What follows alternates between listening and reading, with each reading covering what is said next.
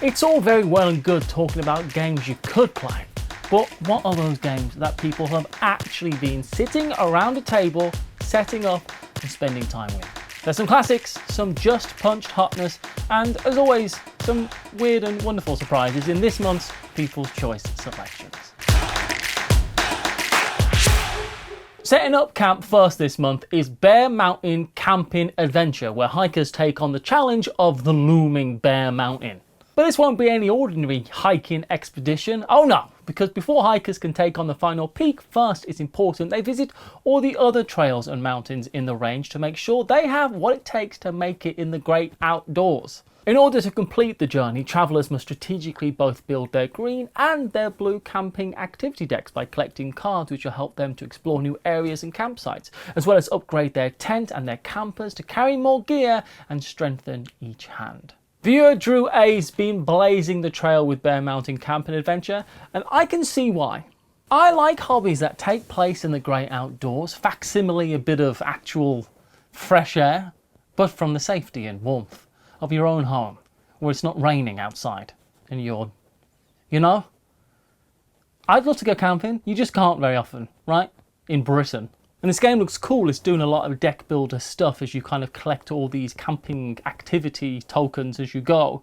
But the further you go, where you land, your piece determines what your hand draw is for the next turn. So the further you get up, the better your cards better be to have enough symbols on them, because you aren't going to be drawing as many. This one looks interesting. But before the next game, here is a message from the sponsor who, in part, helped make this episode possible. Hello! Chaz here with a new thing to tell you about. At this point, you may or may not already know about the website that I made last summer called GameNightPicks.com, where you and your game group can get together online and suggest games to play at your next meetup, and then vote on which ones you want to play next. And now, released just the other week, is a new feature where for each game on your list, you can assign who in your group is going to be responsible for teaching the game. This new feature can be turned on or off at will, so if you don't need it, you don't have to see it. But if you do want to see it, well, there it is. I hope that you can find this new feature useful, and if you have any other ideas for features or suggestions or feedback of any sort, you are more than welcome to let me know, because this new option to specify who's teaching the game was actually a suggestion from the users of the website. Down in this video's description, you'll find a link to GameNightPicks.com, and I hope the website can help you to play more games with more people. With all that hiking, it's time to relax and enjoy a moment of peace with Café, where it's the 1700s, and Portugal has a taste for coffee and the bright idea that Brazil might be a good place to grow that coffee for themselves. But first, that will involve secretly gathering beans, sneaking them across the ocean, and cultivating caffeinated crop ready for export. To create this coffee supply line, different companies must lay out cards that form actions from planting to drying, roasting to distribution, to impress the Portuguese king back at home. Kenneth K says that this is a constant shifting of what you have now to what you need later, and it plays quickly due to simultaneous play. I've played Café, and it does a little bit more than you think it's going to do on the tin.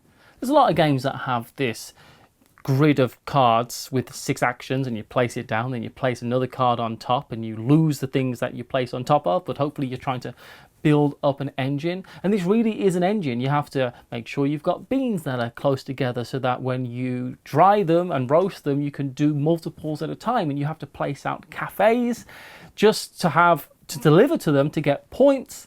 But you don't want to destroy your production engine to do the deliveries, because you're going to need to do more deliveries. There's a great balance to be had, just like a good cup of coffee. Quietly shouting from the rooftops now is Clank Legacy 2 Acquisitions Incorporated Darkest Magic. What a name! Which has a title almost longer than its description on BoardGameGeek. Clank Legacy is returning here with Clank Legacy 2 Acquisitions Incorporated Darkest Magic, where you play cooperatively and competitively in the world of Penny Arcade's Acquisitions Incorporated.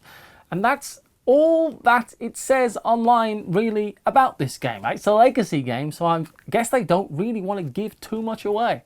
I'll give a little bit away though. saying that it's a legacy game that uses the foundations of the Clank deck building system to create a grand campaign that has more twists and turns than even the twistiest and turniest of dungeons. Harroguk, who is a viewer here, clatters that as legacy games go, this is by far and away the best after Clank Legacy 1.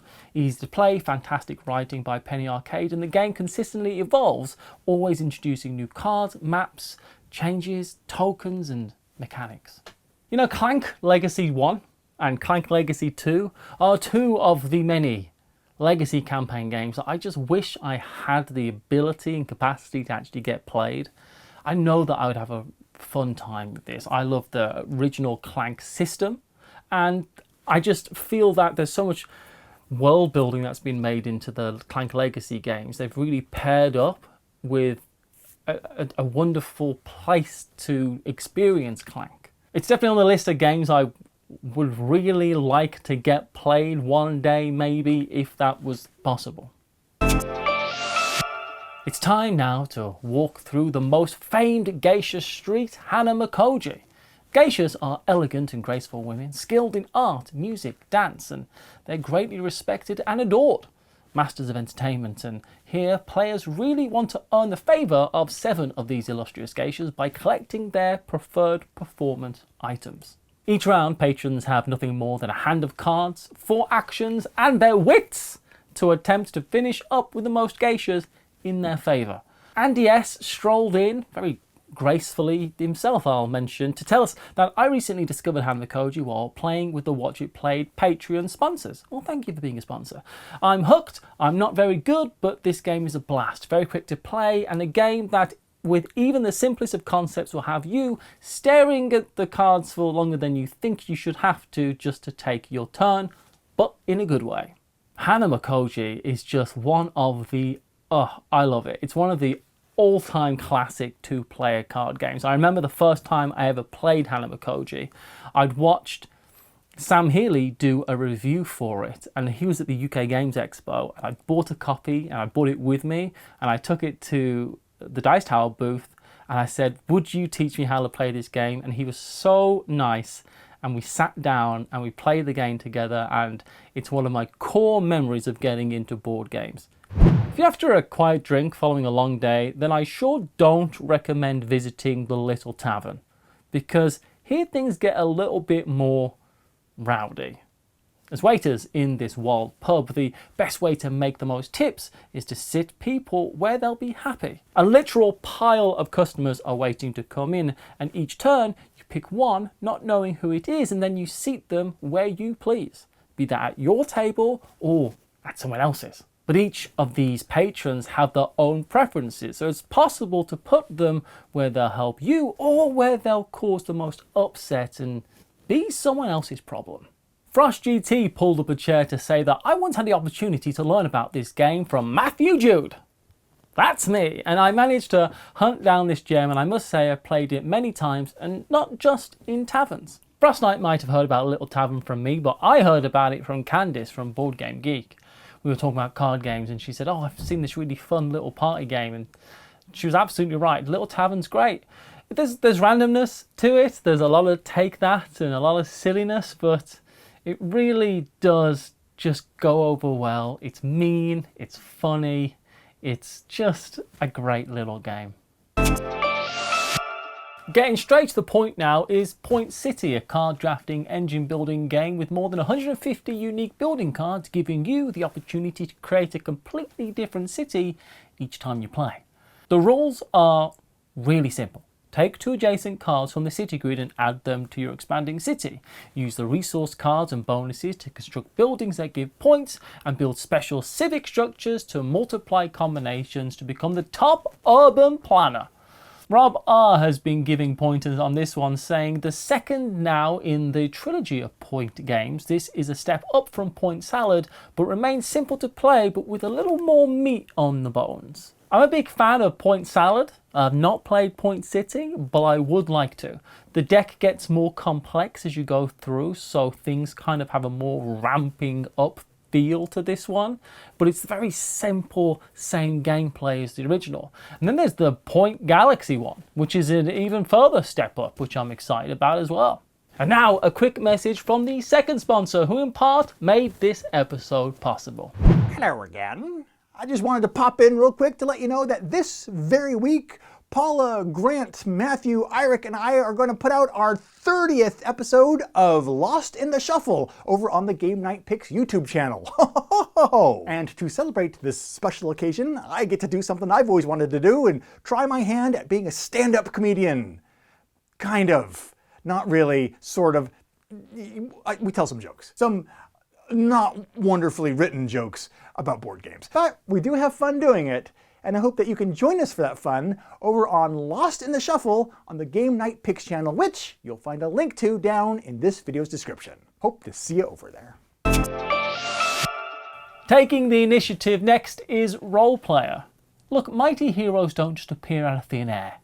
You must create them. Their race, their class, alignment, their skills, traits and equipment are all elements of the perfect hero who's ready to take on the opposition in the quest for glory and preferably riches, please. Glory and riches. Roleplayer has players competing to create the greatest fantasy adventure who ever lived, preparing their character to embark on an epic quest.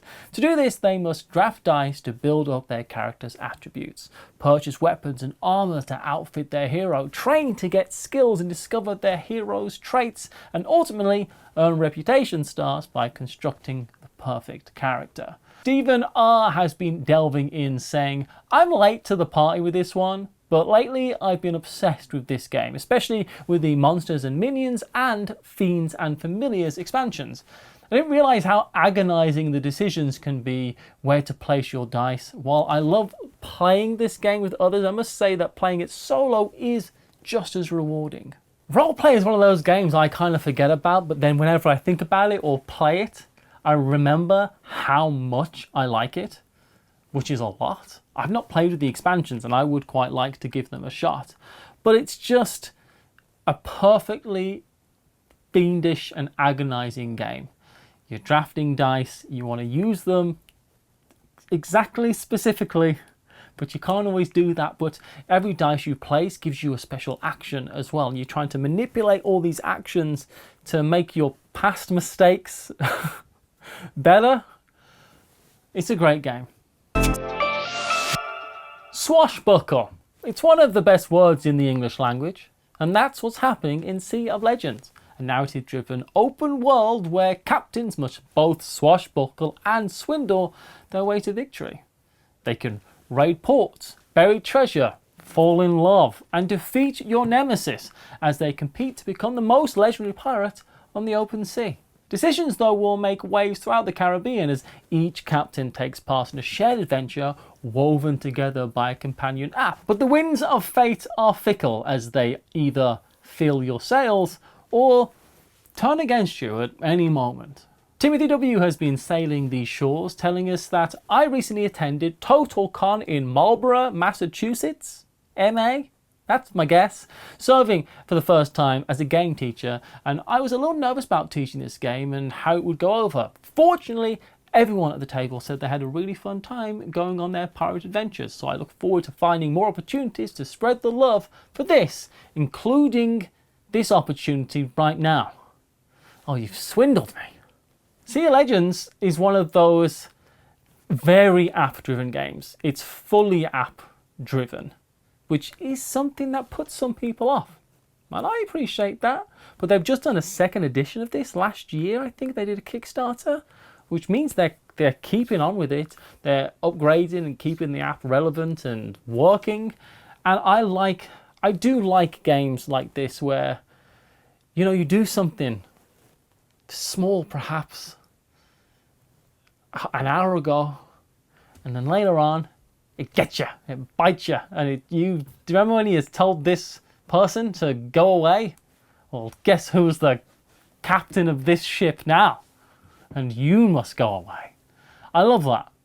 Now we're unlocking the Riddle of the Sphinx, a cooperative expansion for Santorini that adapts a competitive experience into an ongoing adventure that players navigate together. In this expansion, consisting of a series of scenarios called riddles, players will seek to complete tactical objectives to solve these riddles. But if the players exhaust their supply of Santorini tower pieces before an objective is completed, then game over. The riddle remains unsolved and you've got to play again. Each successfully solved riddle allows players to progress on with the adventure, the map, and you unlock new gods, and you can add things to future riddles. Alice C has been building up some love for Santorini, saying that it's an all-time classic abstract game, and Riddle of the Sphinx takes its core DNA but changes it into something unique and special. Santorini Riddle of the Sphinx is one of those games that I just completely, you just look at it and go, what? There's a campaign for Santorini? I love Santorini, and I recently fell back in love with Santorini. I've been playing it quite a bit, and I just think it's, I like abstract games, but it's a fantastic abstract game. And all the god powers, it's just, I really like Santorini, is what I'm trying to say. Adding it into a competitive campaign with gods to unlock, riddles to solve, a journey to go on, I think there's like deviating paths you can go through. Who thought that, what game designer was hit by lightning and had a fever dream that made that a reality? But it is a reality, and from everything I've heard about it, it's good. I have got a copy coming to me because I wanted one. I got it. I bought it. It's not here yet, but I've got it. I'm very excited about this game. And perhaps unfortunately, it's now time for Deep Regrets Unfortunate Fishing, which is a great name. It's about pulling progressively more and more horrifying things out of the ocean and deciding to either eat them, sell them, or mount them to your wall, all while dealing with, just like real life, deep regrets. Bespoke tackle dice determine raw fishing power as players decide whether to stay at sea or return to port to sell fish, buy provisions, and recharge energy. Flipping fish, spending dice, and adding them to your collection is crucial as being wary of revealing and catching abilities that can have various effects on the game. As players' eyes spy more and more horrifying things, they'll collect regret cards, which drive up ocean madness and also do good stuff too sometimes, like give you access to more dice and increase the value of weirder fish. It's a risk-reward scenario as you balance madness, knowing that at the end of the game, the player with the highest value of regrets will have to discard their most valuably mounted fish. Scott L has caught Deep Regrets, saying, Deep Regrets is an incredibly fun game. The artwork will draw you into the briny deep. Play the game with a group of people who are willing to roleplay a bit is an added bonus. The fish are eerie and the regrets are fun.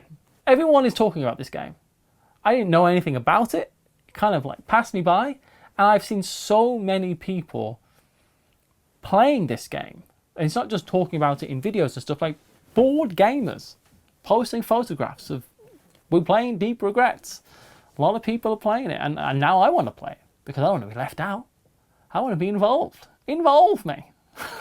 Yeah, the artwork is absolutely wonderful here. It's got this very evocative feel to it. It's kind of got like almost like an Edward Gorey kind of feel to the artwork, and there's been quite a few video games that have similar feel to them, and I feel that's where they've drawn from. I'm interested in playing it. I think my friend Sean bought it. Maybe I need to ask him to play it. Yes, that's what I will do. I'm sure I will regret nothing. And those are the standout games I really wanted to talk about that you have been playing. If you want to get your games on the list, then you can go over to our Patreon to see how you can vote for games that you've been playing. And if you want to see the games that we ourselves have been playing, the hosts, the captains of this ship, you can always go over to our On the Radar video. But until next time, everyone, thanks for watching. Bye.